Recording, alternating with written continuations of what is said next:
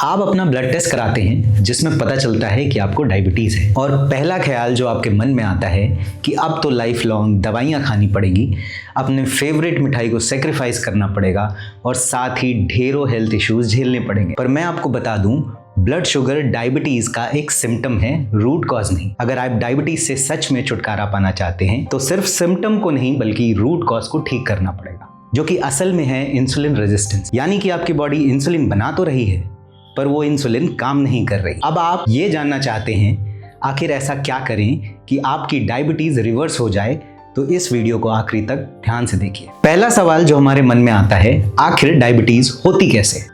क्या ये रिवर्स हो सकती है? हमारी बॉडी में पेनक्रियाज इंसुलिन बनाता है जो कि हमारे ब्लड से शुगर को सेल्स तक पहुंचाता है। अब अगर पेनक्रियाज सही से काम नहीं कर रहा तो इंसुलिन कम बनेगी और ब्लड में शुगर बढ़ती जाएगी, या फिर शुगर को सेल्स तक पहुंचाने के लिए और ज़्यादा इंसुलिन की ज़रूरत पड़ने लगी है। और यही दो कारण हैं जिसकी वजह से डायबिटीज़ होती है। डायबिटीज़ दो टाइप की होती हैं, टाइप 1 डायबिटीज़ और टाइप 2 डायबिटीज़। टाइप 1 डायबिटीज़ जो ऐसे समझ सकते हैं कि पेनक्रियाज में ही कोई प्रॉब्लम हो गई है जिसकी वजह से हमारी इंसुलिन सही से रिलीज नहीं होती, जैसे कि infection, auto immune condition, genetic disorder या फिर कोई ट्यूमर। ये ज़्यादातर केसेस में नॉन रिवर्सिबल होती है। दूसरी है टाइप 2 डायबिटीज, जिसमें हमारी बॉडी इंसुलिन रेजिस्टेंट बन जाती है, यानी बॉडी कितनी भी इंसुलिन बना ले पर वो ब्लड शुगर को कम नहीं कर पाती। लेकिन ये कंडीशन रिवर्सिबल होती है क्योंकि ये हमारी लाइफस्टाइल चॉइसेस की वजह से होती है। टाइप 2 डायबिटीज के बहुत से केसेस एसिम्प्टोमेटिक होते हैं, यानी आपको डायबिटीज है पर आपको पता ही नहीं चलता। इसलिए सबसे पहले अगर आपकी उम्र 30 साल या उससे ज्यादा है तो आपको ये 3 टेस्ट जरूर करा लेने चाहिए।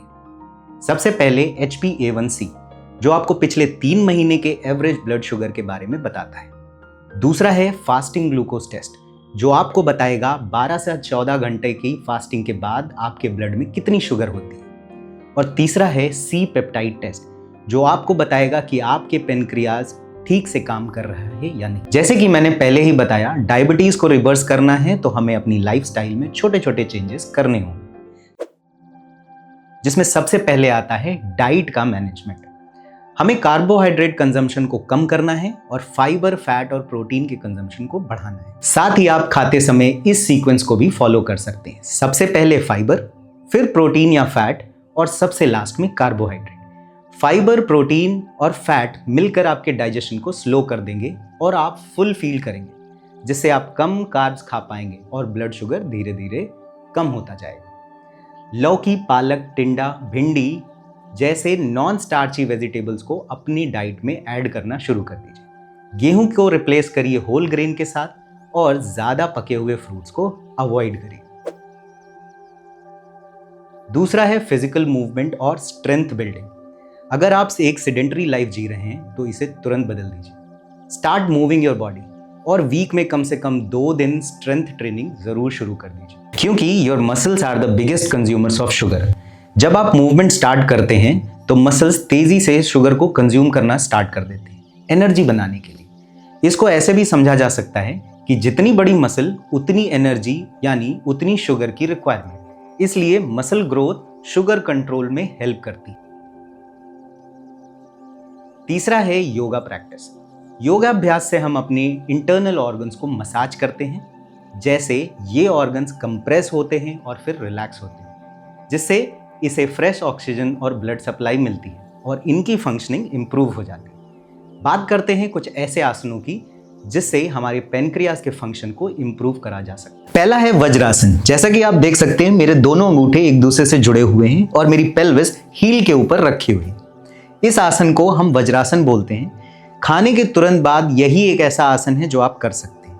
इस आसन को करने से आखिर होता क्या है? जब आप इस तरीके से बैठते हैं, आपके पैरों की ब्लड सप्लाई कम हो जाती है और आपका डाइजेशन इंप्रूव होता है। साथ ही साथ जो आपके ऑर्गन्स हैं जो डाइजेशन में हेल्प करते हैं, जैसे कि पेनक्रियाज, वो भी एक्टिवेट होता है। दूसरा है भुजंग आसन, जिसे मैं अभी करके दिखाता हूं।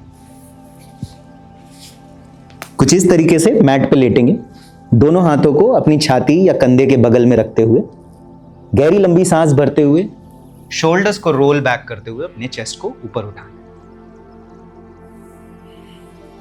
तीसरा है अर्ध मत्स्येंद्र आसन। अपने पैर को कुछ इस तरीके से मोड़कर अपने हील को दूसरी साइड रखना है। घुटने को छाती के पास लाना है जिससे आप अपने एब्डोमेन को कंप्रेस कर सकें। स्पाइन को ट्विस्ट करते हुए अपने हाथ को पीछे लेके जाएं ताकि आप फील कर सकें कंप्रेशन, जिससे आप इस कंप्रेशन से आप अपने पेनक्रियास को एक्टिवेट करते हैं। चौथा है मंडूक आसन, जिसके लिए आप दोबारा से वज्रासन की स्थिति में बैठेंगे। दोनों हाथ से मुट्ठी बनाएंगे और नाभि के दोनों तरफ रख लेंगे। सांस को छोड़ते हुए नीचे की तरफ जाएंगे। कुछ समय तक इस आसन को होल्ड करेंगे और सांस को भरते हुए वापस ऊपर आएंगे। और पांचवा आसन है बाल आसन, जिसके लिए आप अपने दोनों हाथों को नीचे रखेंगे। अगर आप सही से बैठ नहीं पा रहे हैं, आप अपने दोनों घुटने और थाई के बीच में स्पेस भी कर सकते हैं और अपने फोरहेड को जमीन पे टच करने की कोशिश करें। अगर आप नियमित योग अभ्यास करते हैं तो इन 5 आसनों को अपने अभ्यास में जरूर शामिल करिए। या फिर आप कंफ्यूज हैं कि कहां से शुरू करना है, तो हमारी ऑनलाइन बिगिनर्स क्लासेस को भी ज्वाइन कर सकते हैं। अब हमारी रोजमर्रा की जिंदगी में ये स्ट्रेस परमानेंट हो चुकी है, जिसके नतीजे होते हैं कांस्टेंट शुगर स्पाइक, जिससे हमारे पेनक्रियास को लगातार काम करना पड़ता है और हमारी बॉडी फिर से इंसुलिन रेजिस्टेंट हो जाती है। तो अब इस स्ट्रेस रिडक्शन और नर्वस सिस्टम को रिलैक्स करने के लिए हम सीखेंगे 2 तरीके के प्राणायाम। पहला है नाड़ी शोधन और दूसरा है भ्रामरी। नाड़ी शोधन प्राणायाम के लिए अपने राइट हैंड से पहली 2 फिंगर्स को क्लोज करते हुए हम बनाएंगे विष्णु मुद्रा। अपने राइट नॉस्ट्रल को राइट थंब से क्लोज करेंगे। लेफ्ट नॉस्ट्रल से सांस भरेंगे, दोनों नॉस्ट्रल को बंद करेंगे सांस को होल्ड करते हुए। राइट नॉस्ट्रल से एक्सहेल करेंगे। इसी तरीके से राइट नॉस्ट्रल से इनहेल करेंगे, नॉस्ट्रल्स को क्लोज करेंगे सांस को रोकते हुए, फिर लेफ्ट नॉस्ट्रल से एक्सहेल करेंगे। ध्यान रहे, ये प्राणायाम करते समय आपका इनहेलेशन, होल्डिंग और एक्सहेलेशन का रेशियो बराबर होना चाहिए। अगला है भ्रामरी प्राणायाम, जिसे करने के लिए आप अपने कान को अपने थंब से बंद करेंगे। आप चाहें तो अपनी चारों उंगलियों को जोड़ के अपनी आंखों को बंद कर सकते हैं या फिर षण्मुखी मुद्रा बना सकते हैं, जिसमें पहली उंगली आपके फोरहेड पे आएगी, दूसरी उंगली आपके आईलिड्स पे, तीसरी उंगली नॉस्ट्रल के बगल में और चौथी उंगली लोअर पे। इस मुद्रा को लगाने के बाद आपको एक्सहेल करना है, जिससे आप मां ध्वनि का उच्चारण करेंगे कांस्टेंट, कुछ इस तरीके से।